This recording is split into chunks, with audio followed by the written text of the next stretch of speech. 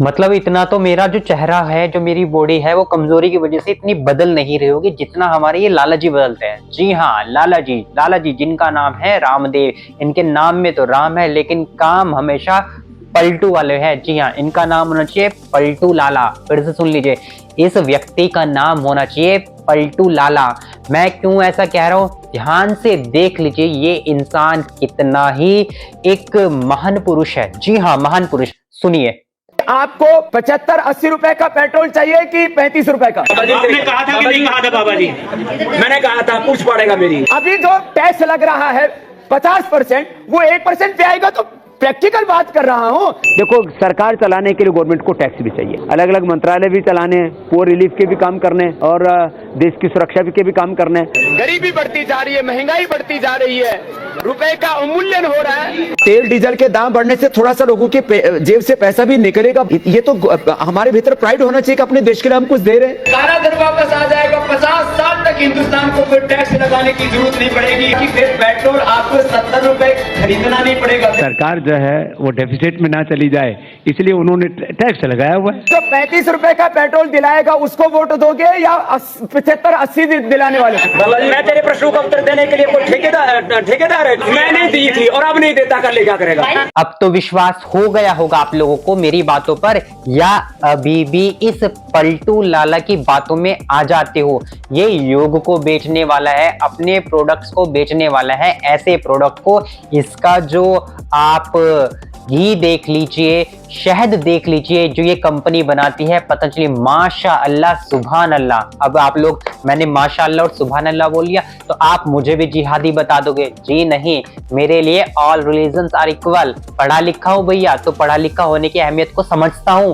पर इस व्यक्ति को देखिए क्या क्या बोलता है, कहता है टैक्स इतना होना चाहिए, इतना हो जाएगा, मैं ब्राह्मण हूं। अरे हाँ, ये तो ब्राह्मण है, ये पता नहीं कौन कौन सा ब्राह्मण है, ओबीसी वालों की ऐसी तैसी, ये सब की ऐसी तैसी करने वाला है। इसका इन सब से भी पेट नहीं भरता है। तो अब इसका नया कारनामा सुन लीजिए।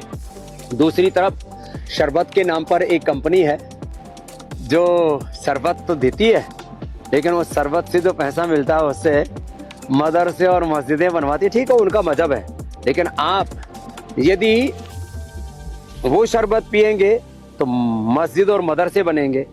और पतंजलि का गुलाब का शरबत पीते हैं आप, ये शरबत पिएंगे आप तो गुरुकुल बनेंगे, आचार्य कुलम बनेगा, पतंजलि विश्वविद्यालय, भारतीय शिक्षा बोर्ड आगे बढ़ेगा। इसलिए मैं कहता हूँ ये शरबत जिहाद भी, जैसे लव जिहाद, वोट जिहाद चल रहा है ना, ऐसे शरबत जिहाद भी चल रहा है। तो लो, आपको इस शरबत जिहाद से बचाना है। ये इंसान एक नया शरबत लेकर आ चुका है दोस्तों, शरबत जिहादी।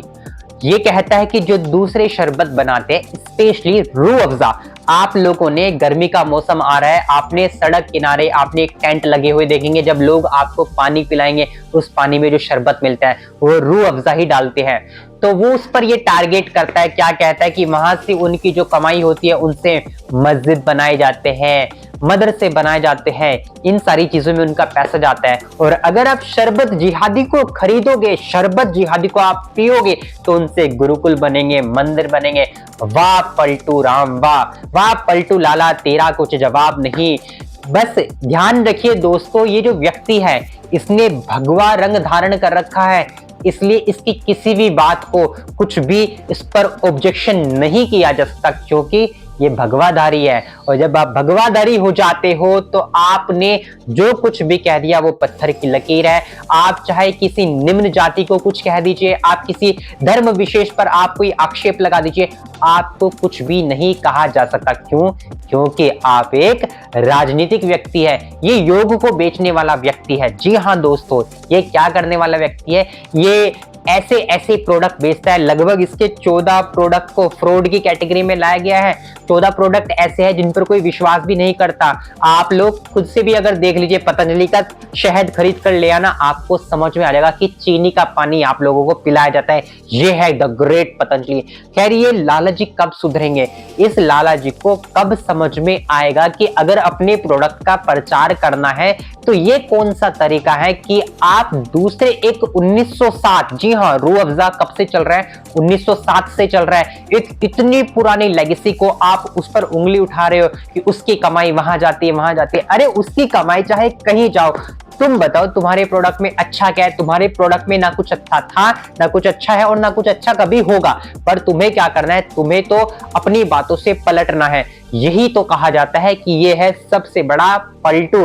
अरे राजनेता भी इस व्यक्ति को देखकर उन्हें लगता होगा यार हमसे भी इतना खतरनाक पलटू कहां से आ गए हैं, इससे कुछ तो सीखना पड़ेगा। तो ये जो रामदेव है इसको राजनीतिक जो पार्टियां है, राजनेता है जो, उनको बहुत सारी शिक्षा देनी चाहिए कि हाँ पलटा ऐसे जाता है। तो इस व्यक्ति के बारे में आप लोगों के क्या विचार है दोस्तों? ये इस तरह की टिप्पणियां करता है, ये किस तरह के भारत का निर्माण करना चाहता है, किस तरह की स्वदेशी की बात करना चाहता है? तो एक ऐसे स्वदेशी की बात करता है जिसमें ये एक धर्म विशेष पर उंगलियां उठाता है, किसी को नीचा दिखाता है, किसी कैटेगरी को नीचा दिखाता है।